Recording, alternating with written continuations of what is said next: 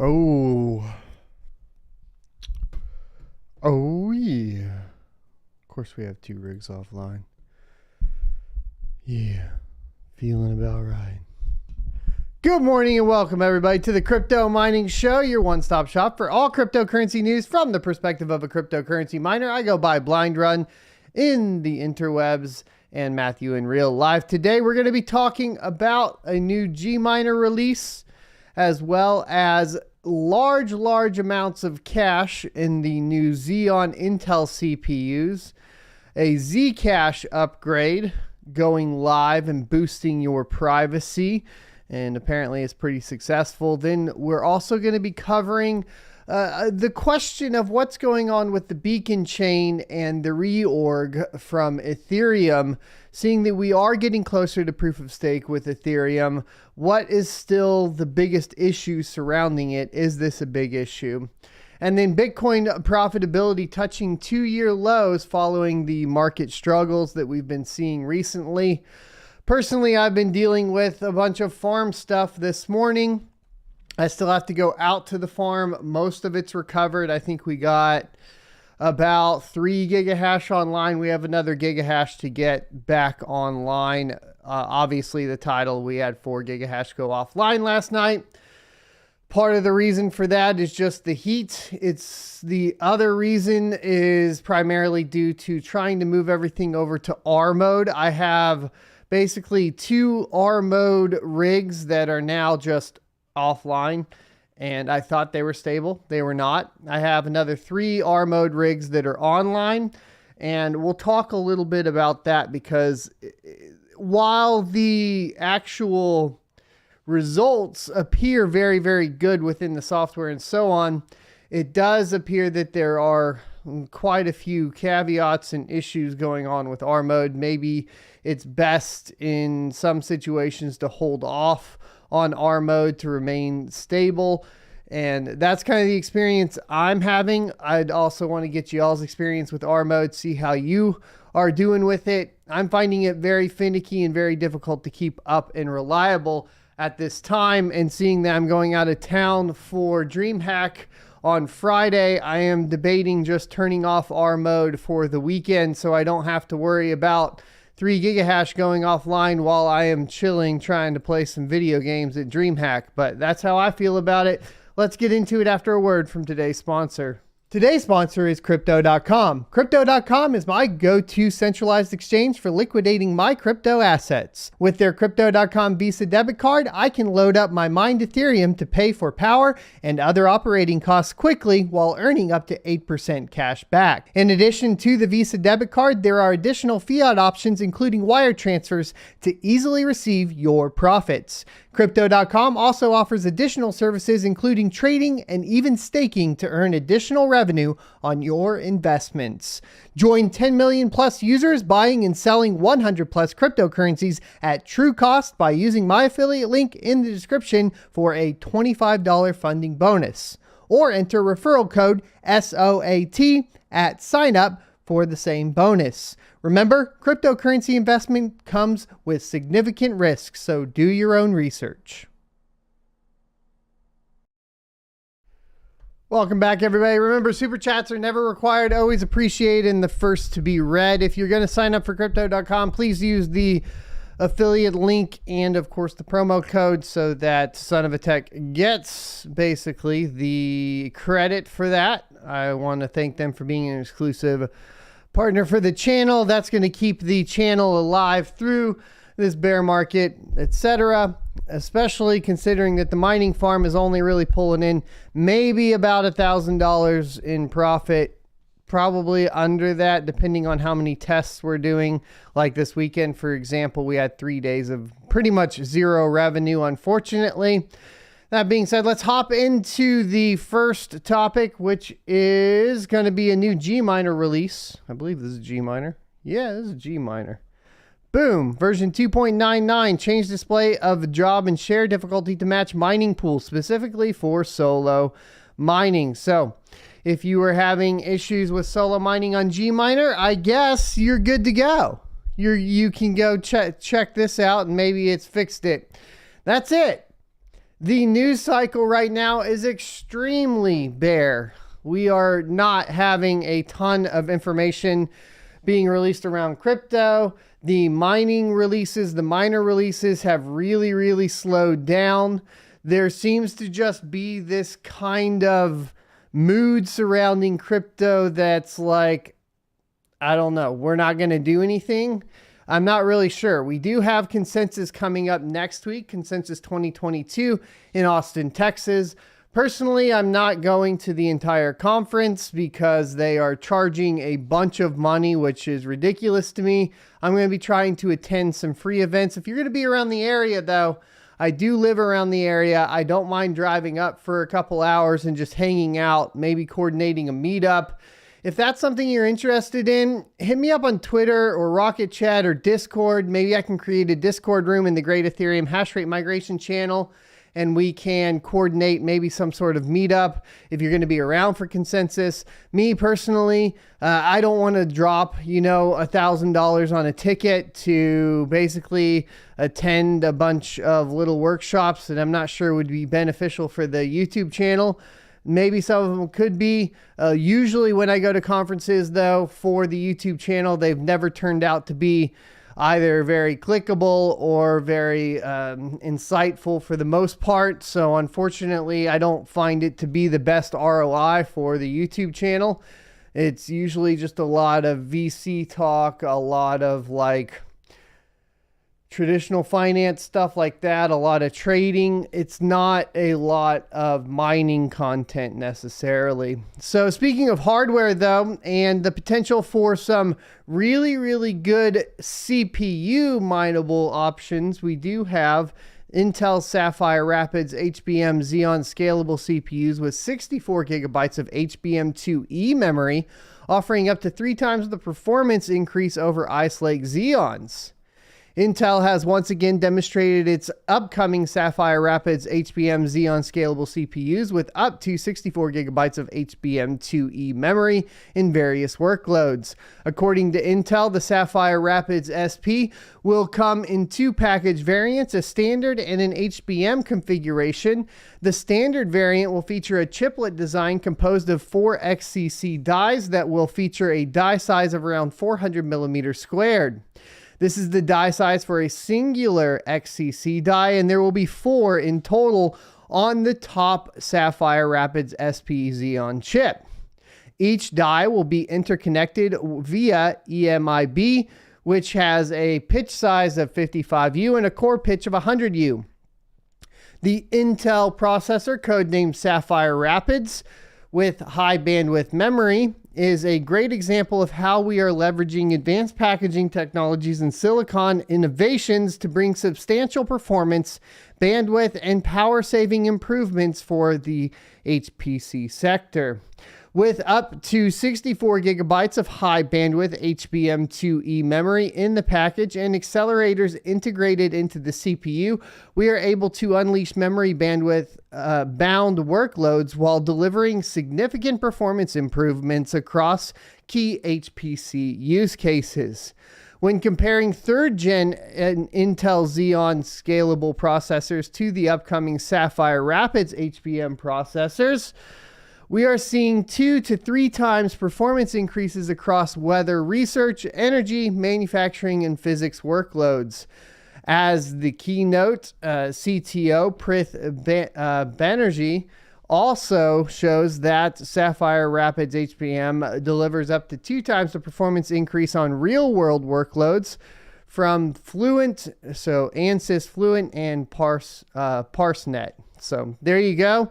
The standard Sapphire Rapids SP Xeon chip will feature 10 EMIB interconnects, and the entire package will measure a mighty 4,446 millimeters squared, moving over to the HBM variant. We are getting an increased number of interconnects, which sit at 14 and are needed to interconnect the HBM2E memory to the cores. The 4 HBM2E memory packages will feature 8 high stacks, so Intel is going for at least 16 gigabytes of HBM2E memory per stack for a total of 64 gigabytes across the Sapphire Rapids SP package.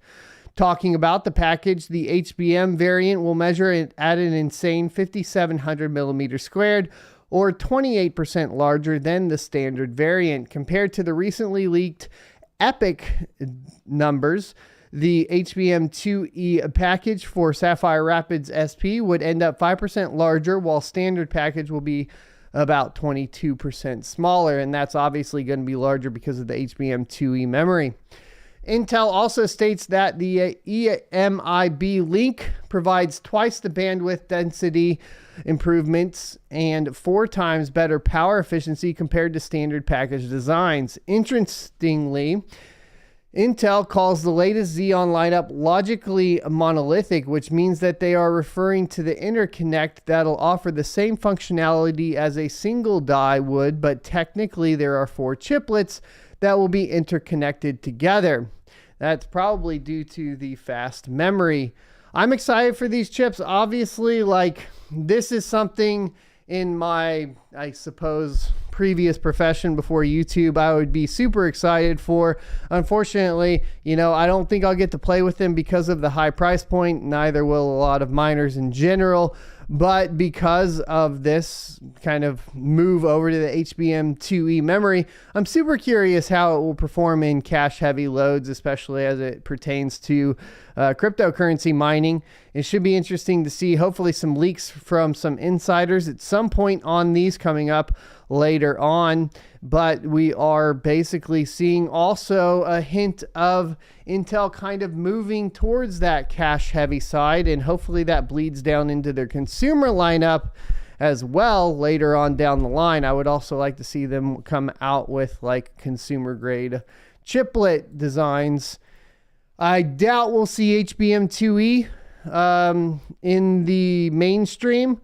That's just something that won't come along for quite some time, but these are pretty exciting times for all technology. Obviously, we've seen huge strides in the GPU market as well as the CPU market, and I think this year between both Intel, or all of them, Intel, Nvidia, AMD, coming off of that high of cryptocurrency mining and all the money that was going into it, I think we're going to see a ton of advancements within the technology, and hopefully all of it kind of released in time for the next bull run, so we get a whole bunch of new stuff to test out. And hopefully we see miners start leveraging some of these new technologies too. Infinity Fabric, for example, on the AMD side, that getting leveraged in algorithms would be amazing, and so on. Now, Zcash's new 5 upgrade goes live, boosting privacy and removing trusted setups. The privacy coin now allows transactions that are shielded by default, so users no longer have to opt in to hide payment details on the blockchain. Zcash, one of the cryptocurrency market's longest running privacy coins, is getting even more private. On Tuesday at block height 1,687,104, the new 5 upgrade with the Halo Arc product suite was activated on the mainnet, or live version of the network. Zcash is designed to let users choose whether or not to reveal the details of their transactions. In Bitcoin and most other cryptocurrencies, transactions, including their amounts and sending and receiving addresses, are usually out there for all to see on the public ledger or blockchain. Private transactions is the Zcash protocol use zero-knowledge proofs, ZKP, a type of mathematical calculation that signals to the network that something is definitely true, like the validity of a transaction, without publishing additional information about that transaction, such as the addresses or the transaction amounts. Tuesday's upgrade not only improves the platform's future scalability, but also, more importantly, the foundational way that it protects users' privacy. Digital Currency Group, the parent company of CoinDesk, holds ZEC. With a $1.16 billion market cap Tuesday, ZEC is the 57th largest cryptocurrency according to digital asset data provider Nomics. What's in Halo 2? Halo Arc, invented and developed at Electric Coin Company, ECC, with the support of the Ethereum Foundation, includes updates to the Zcash D. Zcash is a consensus node software, an ECC wallet prototype, and the ECC wallet software development kits, SDK. Perhaps the most notable change to the wallet, and hold on, getting this all pulled out real quick. Thanks for the super chat. I want to make sure I don't miss what you said, because I keep missing these because they go away after a while. All right, there we go. And another super chat from Mike. Thank you. Let's get back to this. So perhaps the most notable change to the wallet software is the change to its privacy setting. Whereas users previously needed to opt into shielding their transactions, the upgrade will now enable privacy protecting shielded by default transactions. The wallet SDK also includes auto migration so that funds will automatically shift to the newest shielded protocols. A shielded pool is a collection of all shielded transactions stored on the network. Further simplicity is added with the introduction of unified addresses, a feature that creates a single Zcash address that is compatible across all Zcash value pools, including shielded and transparent ones, so that users no longer have to juggle multiple address types. No more trusted setups. When Zcash launched in 2016, the team held a ceremony that relied on a trusted setup. It required the creation of a secret number, and we talked about this before, by the way, guys. If you want the whole story, Snowden was a part of this. Edward Snowden, the famous dude. You can go check out that whole entire setup and how they did it. I think they'll briefly explain it here, but we went through the whole story. But that relied on a trusted setup. It required the creation of a secret number from which a derived number was created in multiple parts by multiple actors. Once the protocol was established, the holders of those parts, known as cryptographic toxic waste, would then be trusted to destroy their parts without revealing what they contained. This type of ceremony would then need to be repeated at every hard fork or major system-wide upgrade. And here's the read more. We already went over this, but Edward Snowden played a key role in the Privacy Coin's creation. Tuesday's upgrade has removed the need for trusted setups in future hard forks. As a result, those trusted parties will no longer be a possible vector of attack or weakness in the protocol's security. The process for implementing future hard forks is also simpler now because it won't require the elaborate and costly procedures associated with setting up and securing the original ceremonies. My question is how are they doing it, right? Obviously, like, there's not a lot of detail here. It sounds good, right? Like, this is one of those things that sounds good, but I don't know for sure that it is good. Improved scalability. Halo 2 also introduces Plonk, a new kind of Z-snark, which is zero knowledge, succinct, non-interactive argument of knowledge, to verify transactions more efficiently. Essentially, Plonk is an instance of a proof that can verify itself, quote, allowing any amount of computational effort and data to produce a short proof that can be checked quickly, end quote, according to an ECC blog post.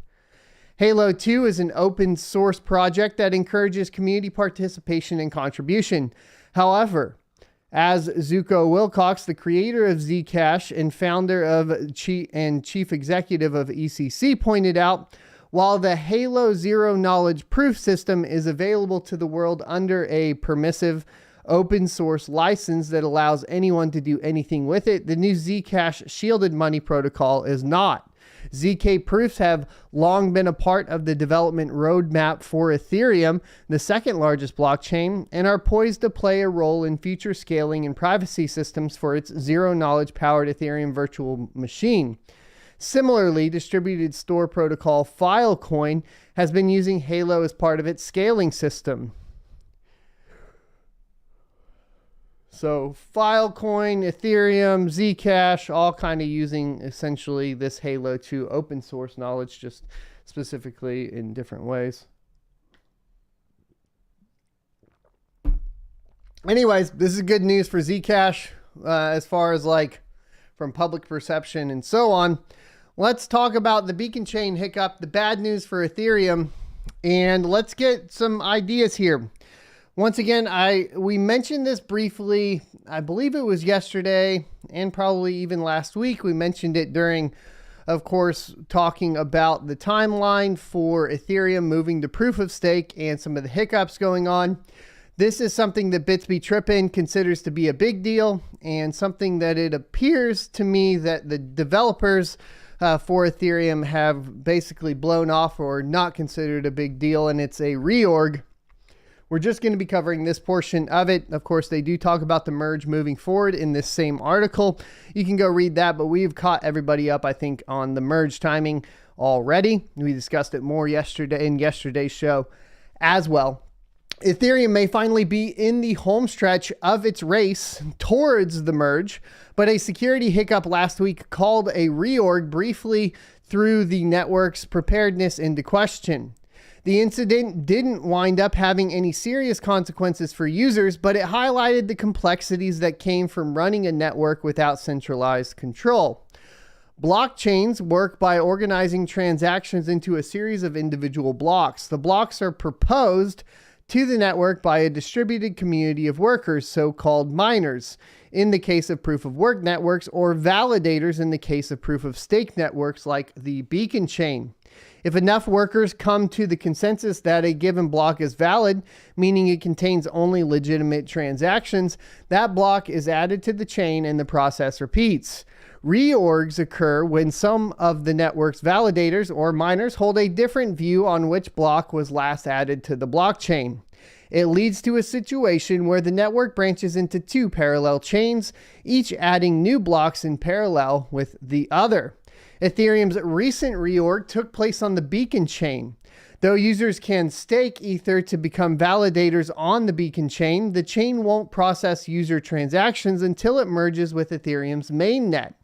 For this reason, the incident didn't have a significant impact on users. Keywords here is that, remember yesterday we were talking about consensus layer, execution layer, the communication between the two via basically a special code, an encryption key that will need to be done that will basically bring consensus between the two and validate the transactions, and thereby at that point will pay out the validators. Validators will have to now run basically two nodes once we move to proof of stake, because mining will not be or no longer be a part of this. It's important to note here that it's not a big deal specifically because mining is still being utilized to process the transactions. So once the validators are running this entire system, then this does become a big deal, because right now, like I said, the reason it doesn't is because the miners are validating the transactions. Reorgs can happen for a variety of reasons. In this case, some beacon chain validators were using updated software that enabled them to process blocks faster than some other validators. That led to some confusion between validators on which blocks had been added to the chain, causing a brief split in the network. Here is a tweet, says the Ethereum beacon chain has experienced a 7-block deep reorg 2.5 hours ago.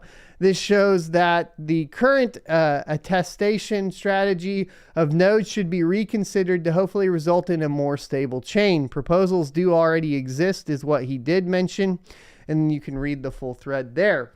Eventually, validators converged on one correct chain and abandoned the other. Discrepancy was quickly resolved, but not until 7 blocks had already been added to the rogue beacon chain offshoot.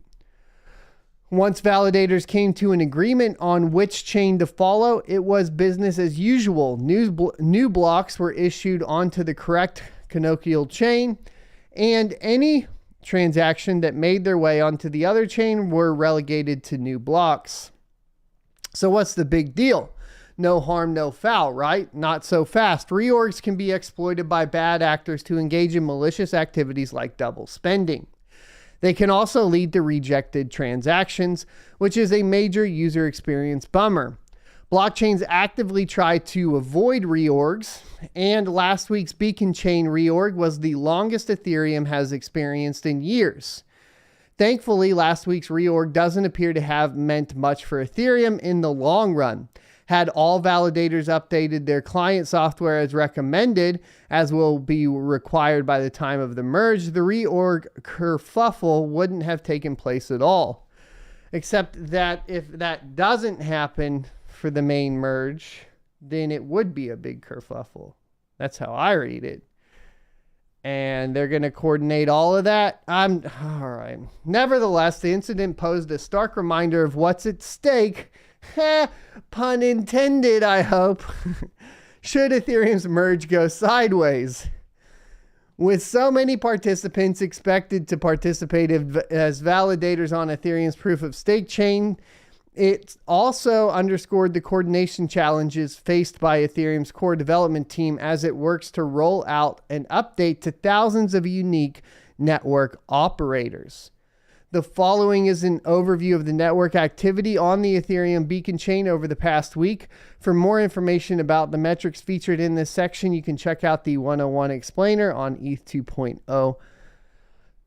Metrics. So the network health, network participation rate 99% to 99.79%, 0.1%. There you go. Total ETH deposited, number of validators 396,887, 136 pending, which is actually down 6,202. I guess that's because they became active. I'm not sure. And share of the total ETH supply deposit is 10.68%.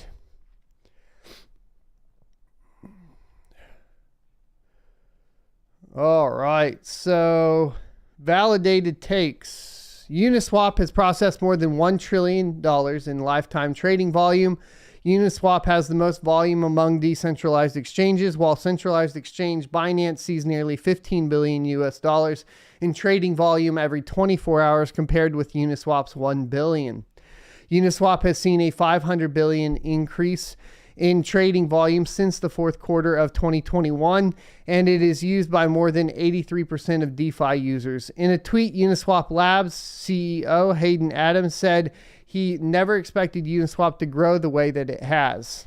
Wall Street doesn't want the U.S. Federal Reserve to launch its own digital dollar. They keep going on and on and on. This is all I really wanted to cover, which was essentially the reorg. So, do you think that the reorg is a potential problem for proof of stake and the move over, or do you think that it's not? Once again, I think that it's not a big deal now, but it's a big deal once you move over the miners to validators. So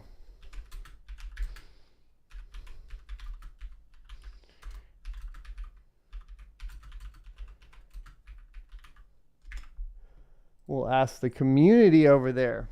I want to thank everybody for tuning in and request that you don't forget to hit that like button. We have 317 concurrent viewers and only 85 likes. So if we could hit up to 157 likes, something like that, that would be awesome. Coming from the Bitcoin, as Bitcoin profitability touches 2-year lows following market struggles. The crypto market has been struggling for a while now and has taken the likes of Bitcoin down with it. The result of this extended trend of lower prices has been that profitability has dropped across both major and minor digital assets in the space. For Bitcoin, the pioneer cryptocurrency has been especially hard hit as its profitability has now declined to 2-year lows. Even with the recent price recovery, the profitability of Bitcoin has been at the worst level since 2020. What has happened has been both a mixture of declining prices over a number of months and newer investors who got in at higher prices being left with bags of losses. As a result, the profitability has now touched levels that it has not seen since May of 2020. There are currently only about 54% of all Bitcoin investors who remain in profit. Now, this still means the majority of holders are still in profit, but compared to where this percentage was in the last few months, it is obvious that the decline has been large. In total, there are only 24.77 million Bitcoin addresses that are counting a profit. Another 20.04 million addresses are currently in the red, amounting to 44% of all Bitcoin holders now in the lost territory. This puts only 2.49% of Bitcoin holders in the neutral zone, so only 1.14 million addresses are holding Bitcoin that were bought at prices equivalent to the present market value. Once again, that's why on this channel we talk about investing in silicon, not buying the currency and hodling. And that is because if you are generating revenue, you are always in the green. And if you stop generating revenue, you can turn off the machines and cut the loss before things get too bad. Depending on your electricity cost, there are people that are starting to have to shut down machines. The revenue is dropping, of course, on both Bitcoin and the GPU mining market, as far as Ethereum and the rest of the Asic market too, if we're in Kadena or whatever that may be. But for the large majority of miners, we are at the point to where we are just experiencing lower revenue, which in turn, of course, is translating into lower profitability. But I'm still in the green, and I know a lot of other people are still in the green. This is why I was talking about, just getting your power costs as low as possible. And then it's an expansion game. You either expand or you die. And that's kind of where this is at. You reduce cost and you increase productivity. And that's the only way to survive the bear market. If you're just buying cryptocurrency and hodling, this is the position you end up being in with 20 million people, right? And it's hard for people to stay in when you are experiencing an economic downturn on top of it all. Whale activity grows though. Even with the profitability at 2-year lows, it has not stopped whale activity on the network. The number of large transaction activity had grown significantly in the last 2 days, rising more than 40% from Sunday to be sitting at 19.62K large transactions that have been carried out in the last 24 hours. What this suggests is that whale activity is ramping up in the market once more. After the lull of the weekend, their recent activity has followed the price recovery, and Bitcoin settles above 31,000 US dollars. This activity is expected to continue to grow. We talked about this yesterday. Is it expected to grow? It doesn't appear to be expected to grow in price right now. It looks like most people are projecting that it goes back down, and then we just had that holiday weekend pump. I'd be curious what you guys think in the comment section as well as in the live chat. I am feeling a lot like 2018, which is this kind of odd denial of the facts that the Bitcoin super cycle affects the market, right? And I saw this in 2018 where it just sat really flat for months at a time, and it just kept slowly pinging down further and further until it finally hit its bottom. But it took a long time for that to take effect. And so if I'm sitting here and I say we are going to experience what happened in the previous super cycles again, then I would expect kind of the same sort of thing. We'll have these little minor kind of bump backs up, and then we'll go back further down. Once again, though, we do talk about the institutional investors, these whales, this whale activity that we're currently discussing right now. And we say, well, maybe it's different now. Maybe we have a higher bottom. Maybe the bottom is at $30,000, right? But I think the length of this kind of lull should still sit around that traditional super cycle, so we won't see any recovery until 6 months after the next halving or so, somewhere around there, which is in, like I said, end of 2024. In terms of profitability, the market continues to favor long-term holders. Data shows that holder composition is made up of 61% of those who have held more than a year. Now, given the growth of the market in 2021, it is safe to assume that those who bought coins toward the end of the year are currently at a loss. However, those who have held before the bull rallies began remain firmly in profit and will continue to do so even if Bitcoin were to decline another 50% from here. And so what's your lesson? Is the lesson to hodl, though? right? Because we always get this idea, you know, stack sats, hodl Bitcoin. And I even wear the, you know, F Banks hodl Bitcoin shirt. And look, holding Bitcoin is fantastic if you can afford to do so. The problem is this really appeals to people that don't have some sort of large costs and effect of the economy on their day-to-day lives. What do I mean by that? I mean, your gas prices going up, your food prices going up. You have the problem of unprepared for medical bills or whatever it may be that puts you in a position where your investments have to be liquidated in hard times to cover costs. And that's really only going to affect lower to middle class income, and it doesn't affect the upper class. So if you're upper class, then fine, you can afford to take that $10,000 to $30,000 investment, dump it into Bitcoin and sit on it for 5 years, right?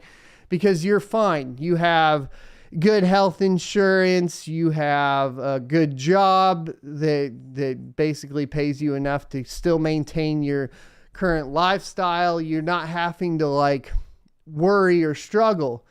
To expect people that are of the middle to lower class to be able to hold on to something for years on end and avoid all bad things that could possibly happen to them that come up, like flat tires, a blown transmission, a crazy medical bill, whatever it may be, is unrealistic. And that's why when you get into, like, for example, a book I always recommend is Rich Dad, Poor Dad, and that sort of thing, and talk about trying to build that long-term wealth, you start to realize that generating revenue is preferred there. Now, am I saying mining is the number one way to do it? No, because mining can be extremely complicated and intensive from the work perspective side of things. And when you're in a bear market like this, the work has to be done by you, and you can't afford to hire people for the most part until you've scaled up large enough to really take care of it. But what it does do is put you in the correct mindset. Is the lowest barrier to entry for generating revenue, at least GPU and CPU mining were for the longest time. I do fear that that is getting pushed out to a certain extent because of just the market and what's happened with Bitcoin mining specifically. And then, of course, the merge for proof of stake on Ethereum. But I wouldn't sit here and try to tell people to purchase Bitcoin and just hodl, right? Maybe if you're like, just, I don't know, maybe if you're young and single and you can sleep at your parents' house for the next 3 years, you can just buy and hodl, and that's fine. That's not everybody's position though. So it's a tricky place to be in the market. And like I said, I've seen it before.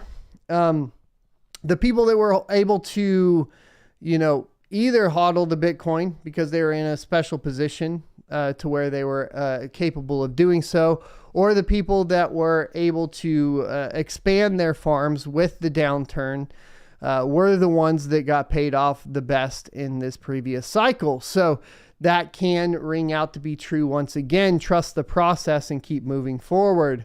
Now, I am down on mining profitability. Let's get into it after I run the ad one more time. Today's sponsor is Crypto.com. Crypto.com is my go-to centralized exchange for liquidating my crypto assets. With their Crypto.com Visa debit card, I can load up my mined Ethereum to pay for power and other operating costs quickly while earning up to 8% cash back. In addition to the Visa debit card, there are additional fiat options, including wire transfers, to easily receive your profits. Crypto.com also offers additional services, including trading and even staking, to earn additional revenue on your investments. Join 10 million plus users buying and selling 100 plus cryptocurrencies at true cost by using my affiliate link in the description for a $25 funding bonus. Or enter referral code SOAT at sign up for the same bonus. Remember, cryptocurrency investment comes with significant risks, so do your own research.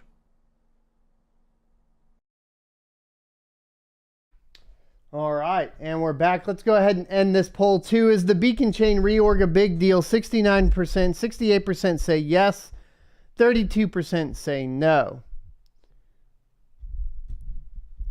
I do want to have more discussion with you guys, of course, surrounding purchasing equipment, mining equipment versus purchasing the currency here at the end of the show, and I'll be happy to get into that. So my mining reports are extremely bad today, primarily due to the fact that we had a bunch of hash rate offline. You can see our 24-hour average is only 3 gigahash with a 3-hour average of 2.66. You can see here when it kind of took a dip, it went down from that I guess it was, I don't know. It got as high as 5 gigahash on the active, and then it went down to 2 gigahash, and it ran even down below that overnight. Part of that is due to the R mode that's going on with my workers. So unfortunately, I had a really bad day. You can see that the day is only going to be $67, and I got to get everything back online. We should be doing somewhere around $140 a day. And most of that's due to trying to get R mode working. And as you can see, I have 2 rigs offline. Both of these had R mode on them. 5700 XTs and 5600 XTs. There are 3 rigs that currently have R mode on them. This rig right here, this rig right here, and this 5700 XT rig down here.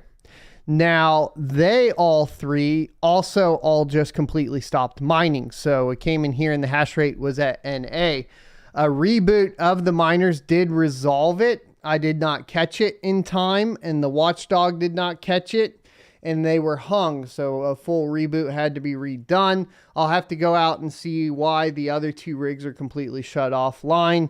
And, you know, I also have a couple cards that popped off of this one right here, this Rig 09 for whatever reason. So I'm kind of on the struggle bus. As far as profitability on my farm, it's bad. Let's check profitability on the 3090 for what to mine. Zell hash at 110, Kapow 60, Firo proof of work 60. Calculate this out. All right, so Ethereum is at $2.78 a day in revenue and $2.01 a day after 10 cents a kilowatt hour. Firo at $2.40 a day in revenue and $1.65 a day after power. Ravencoin's at $2.39 a day in revenue and $1.60 a day after power. Conflux at $2.19 a day in revenue and $1.40 a day after power. Then we go down to Cero at $2.12 a day in revenue and $1.33 after power. Rio, $2.05 a day in revenue and $1.42 a day after power. That's going to be more profitable than even Conflux, coming in right after Ravencoin. Same with Ergo, due to the low power consumption, $2.05 a day in revenue and $1.42 a day after power, making it a little bit higher over there. Nice hash for Flux is more profitable than mining directly still at $2.04 a day in revenue and $1.40 or $1.35 a day after power. If you mine it directly, it's $1.86 a day of revenue and $1.17 a day after power. Ethereum Classic at $1.94 a day in revenue and $1.17 a day after power. So everything is continuing to trend down. We had a little bit of a recovery in the Ethereum price, which is helping keep it up kind of higher than it was last week, but it's not really enough to recover fully in the Ethereum from the Ethereum perspective. And we're starting to get really, really dangerously close to being more profitable on other coins. And that is honestly what we're waiting for as proof of work miners. We're wondering when this is going to happen and how that's going to affect Ethereum, especially with the artificial difficulty bomb in place. Now, there are reports of the difficulty bomb being delayed 2 to 4 months. But, you know, we will see here, I think shortly today. I think they're going to have another talk today. I'll let you guys know how close they are to the Ropsten merge. And then we did bring up, of course, the deal with the reorg. But like I said, the devs don't seem to think the reorg is a big deal. I'm up in the air. I'm wondering exactly how this is going to play out. If we see a longer delay in Ethereum, the short term, right? The short term that we're looking at is a reset of the difficulty bomb, which would bring the profitability back up for the miners, at least in the short term for Ethereum. That could be a little bit of a boost over the next couple months. But that's really all you have to look forward to for, I suppose, short-term profitability, right? Mining pool profitability last 90 days, F2 pool in first, mining pool up in second, Ether mine in third. Crazy pool in first for the last 60 days, F2 pool in second, Ether mine in third. For the last 30 days, Ether mine in first, F2 pool in second, Nano pool in third. For the last 21 days, Crazy pool in first, ZET in second, Nano pool in third. For the last 14 days, ZET in first, Crazy pool in second, F2 pool in third. For the last 7 days, ZET in first, Nano pool in second, F2 pool in third. For the last 3 days, ZET in first, Nano pool in second, Mining pool hub in third. And for the last day, ZET in first, Crazy pool in second, Nano pool in third. Taking a look at, of course, the difficulty on the networks. Ergo is really unchanged. Difficulty is starting to go back up, but the hash rate is still at 14.54 a second. Let's take a look at the big dog. Bitcoin should be around 233 exahash a second. It's at 231 exahash a second. It did experience that first dip that it's experienced in quite some time on difficulty. So that is interesting news because we had only been seeing, of course, an increase in difficulty on Bitcoin for the longest time. So to see a decrease is good, I suppose, to a certain extent, because the price is down and we were kind of expecting the difficulty to go down and a little bit of the hash rate to hop off. And it looks like it finally did. And so it is starting to look exactly like 2018, right? So what can you take solace in there? And that is essentially that, you know, at this point, if you're looking at Bitcoin, it does look like a traditional super cycle, right? That we are looking at something that we are familiar with here. And that can be a positive note. That means that if we start seeing this pattern play out again, then we can basically act on it to prepare ourselves for the pattern to continue. Ethereum at 1.09 petahash a second, continuing to rise in difficulty. And that is just how it goes with that artificial difficulty increase. No change in hash rate though. Ethereum Classic had a dip in, of course, the hash rate on the network down to 25.65 terahash a second. But the difficulty remains the same. No huge changes there. Let's take a look at Flux, which is at 1.42 mega solutions a second and still kind of all over the place thanks to that nice hash. Does look like miner pool is dangerously close to that 51%, problem of the hash rate. That being said, like we talked about with Flux, it's not as much of a concern because of the node factor on Flux. But, spread out your hash rate. Go to fluxpools.net, hero miners, 2 miners, spread that hash rate out. Go solo if you're renting from NiceHash, all that good stuff. And Ravencoin. Ravencoin is at 2.45 terahash a second, decreasing difficulty over time. 30% of the hash rate is on 2 miners. Of course, there's RaveOS too, so that makes sense. Asic miner profitability. Let's refresh this page at 10 cents a kilowatt hour. Your KD6 is down another $5 a day at $25.17 a day. The KD5 as well is also down about $4 at $16 a day. Pretty scary investments on the Asic side if you're not in Bitcoin. Even if you're in Bitcoin, it's kind of scary too. The S19 Pro is actually up a couple dollars a day on Digibyte because Digibyte had some recovery and it's at $9.21 a day after power. However, if you're still mining Bitcoin, you're still right around that $7 a day. And the pricing is pretty rough on the S19 Pro as well. Let's get into questions and answers. Super chats are never required. Always appreciated first to be answered. And in addition to that, tag at @SonOfATech and it turns the message orange, which makes it easier for me to read. And we'll get into that right now. We did have a super chat earlier. I wanted to say thank you. He said for stability, downgrade the Hive OS 203 from within the Hive OS GUI to keep the hash rate stable. And then I am using the kernel VM mode RR. I think I tried upgrading Hive OS. I'll try to downgrade the 203 on these two machines that have shut off, and as well as the other ones that kind of just stopped mining and hung.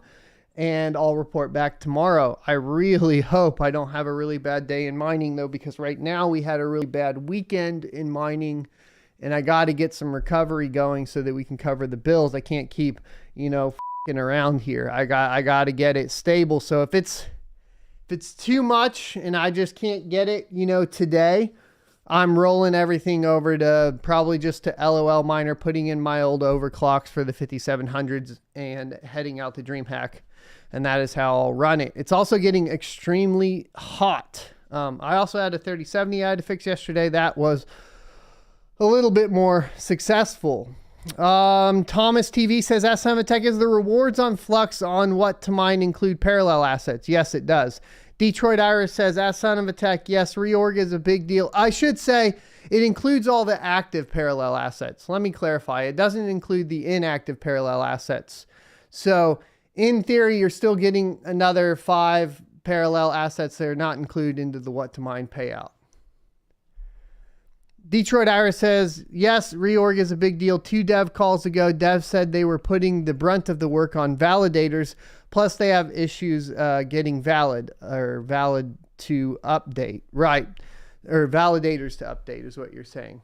They were having, obviously, those updaters with issues, even on the much smaller test nets, right? Just getting them to go change the terminal total difficulty.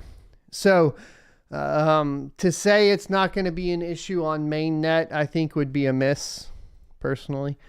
Nation Rising says, Ask Tech UFC. I do watch UFC. I haven't been watching it as much lately. Been kind of busy though. Birthing says, Ask Tech, personally, I hope we stay down until the next halving. I'm going to scale my mining operation. There you go. Find the positives. Key says, Ask Tech, 5700 XT overclock for stability, 1420 on the core, 785 mem, 915 mem clock.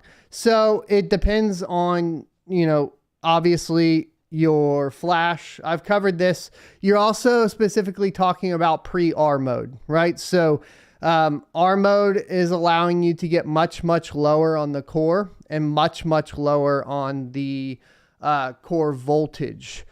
Also, it is allowing you to get lower on the memory voltage. So while what you've put out there is essentially the current best for the 5700 XT pre-R mode, you're a little behind on the 5700 XT R mode, which can reduce your power consumption down to 75 watts, which is what I've been working on specifically to reduce, of course, once again, especially coming into this bear market, reduce power consumption, reduce power cost, and that sort of thing. R mode has the potential to do that. What I've seen is able to get 55 to 57 mega hash a second at 880 memory clock, 800 millivolts on the memory, 800 and then 1300 on the VDDI-CI. And then on the core voltage and core clock, getting the core clock down to between 1025 and 1050 megahertz. And then on the core voltage, getting that down to between 650 and 675 millivolts on the core, and that can drop you all the way down to 75 watts. That's a huge bump down. That's a 30 watt decrease for the same hash rate, albeit, of course, coming at a stability cost until we get it figured out completely. But R mode is a big, big deal right now.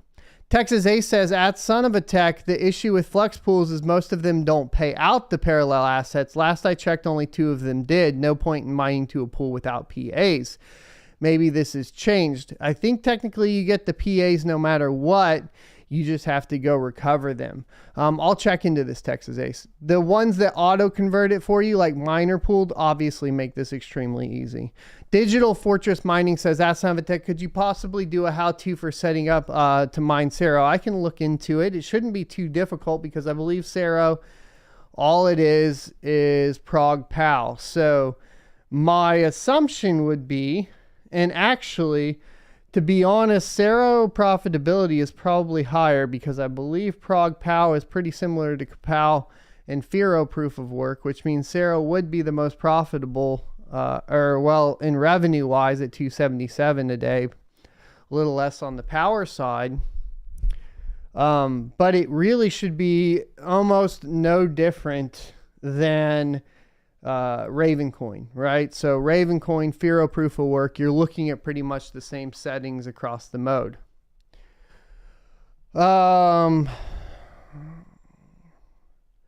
Texas Ace says, Ask Tech, I'm also still chasing issues with stability. I am now upping voltages one at a time to full voltages to see if I can find what is making it unstable. See, this is what I thought too. I thought maybe I just had a couple cards that were not really functioning right. So I started doing like the individual testing, but it didn't really seem to matter. So what I did first for the troubleshooting step up was just remove all the overclocks and try to run R mode without any overclocks, and I still have stability issues. So I think it specifically has to do with R mode in general. One thing that I found that was interesting is at one point I was able to apply R mode with Team Red Miner, apply the overclocks, reboot, and then it was unstable. So I just really quickly went back to LOL Miner, forgot to do the overclocks. It maintained the overclocks, maintained the power consumption because it had applied the settings in the in Linux Team Red Miner had. But it did result in some really strange behavior, like one 5700 XT reporting like 60 gigahash a second, which is clearly not accurate. So I'm wondering if it only has to do with specifically the kernel changes that are happening, like on some of the recoveries to recover it, reflashing the drives were needed just to get rid of that specific portion, right? I don't know.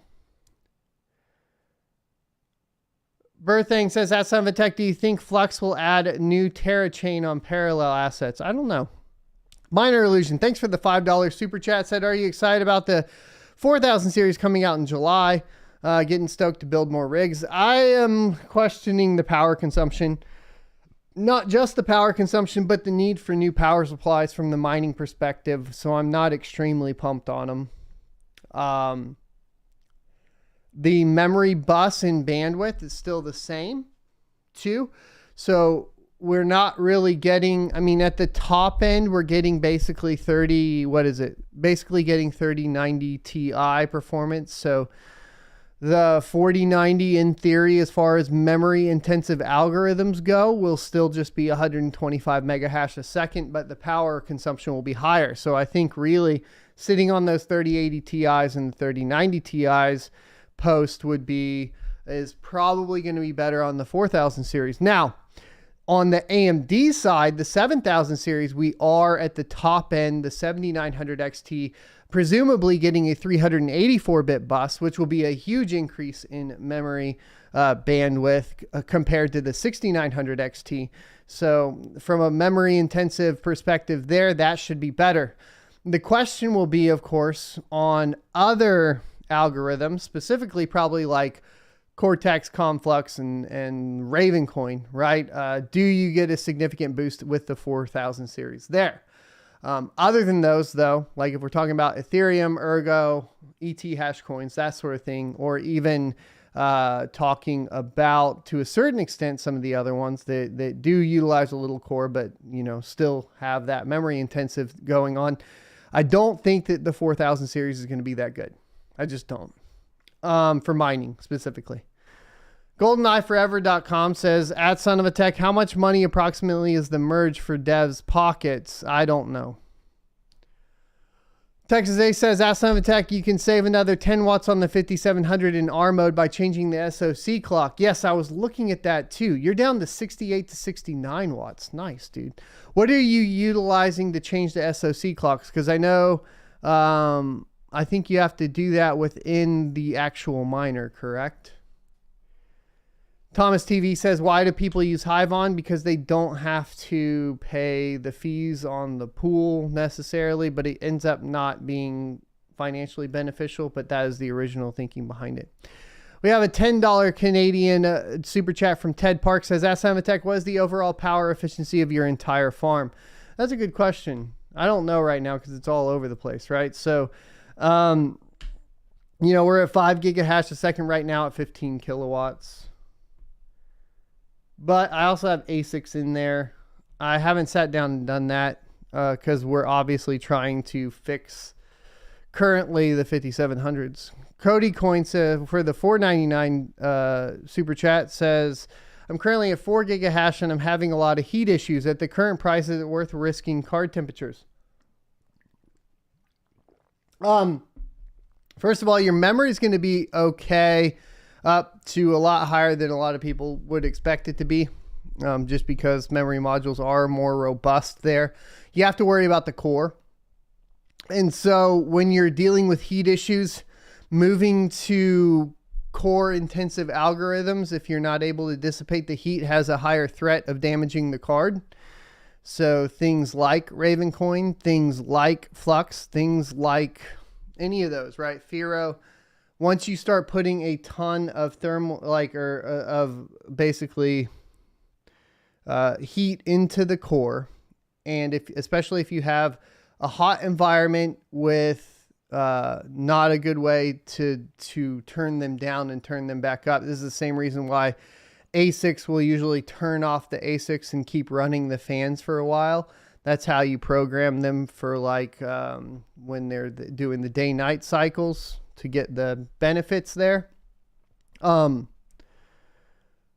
So to me, it's a yes and a no question, or a yes or no dependent on the algorithm. Like, I think like running like Ergo or Ethereum and keeping your core clocks low is going to be fine.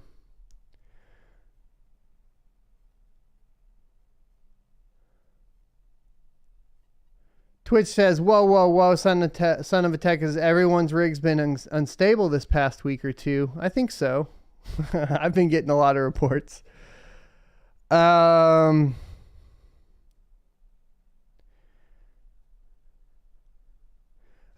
Miner says, ask son of a tech, do you use all threads when CPU and GPU mining, or do you leave one thread to deal with the stuff using all threads? You can use all threads, and I haven't noticed a huge decrease in necessarily the profitability on that individual rig. That being said, you are going to get that load average error that's going to ping your phone nonstop, which is annoying, which is kind of the only reason I turn off the threads.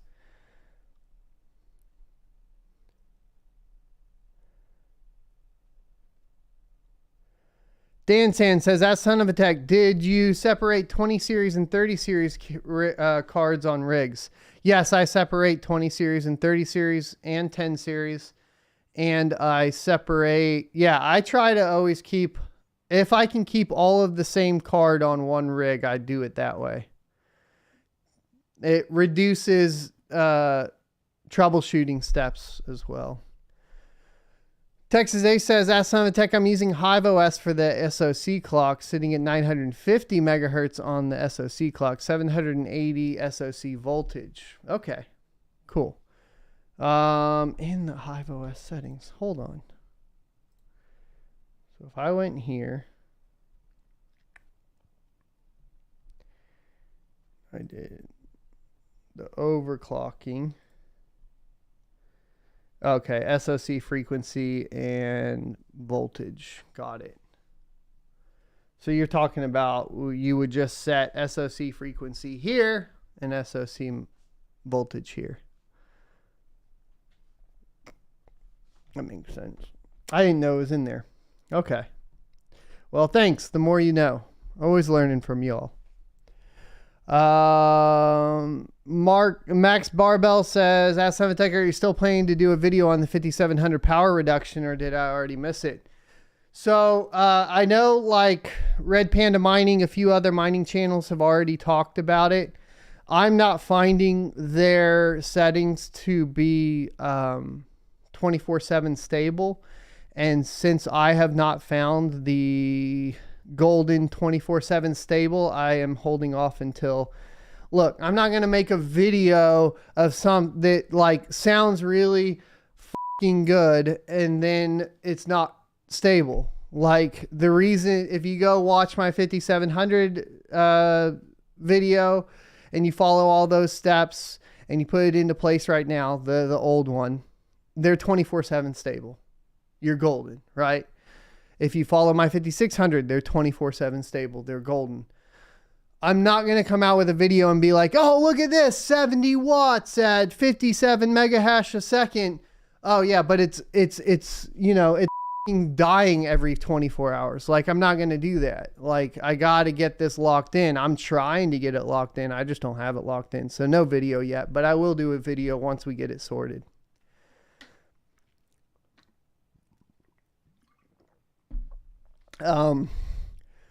That's just... If I can figure it out, I'll do it. If I can't, I can't. If you want the current ones, I know Red Panda Mining has one that it has been working for him. And I think there's a couple others that have as well. But I can't get mine going, so I haven't done it. Dan San says, are you mining Flux with your 20 series? Not right now, no. They're on Ethereum at this time. That's going to call it for today. I'm going to head to jiu-jitsu, and then it's going to be another day out at the farm.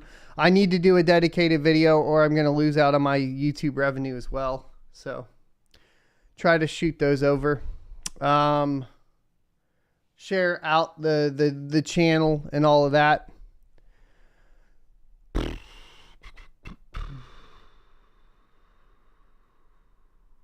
I'm tired, boys. I'm tired. We're getting beat up by the markets. Don't worry, we're all feeling it. It'll come back in a couple of years. And either we're still here or we're not.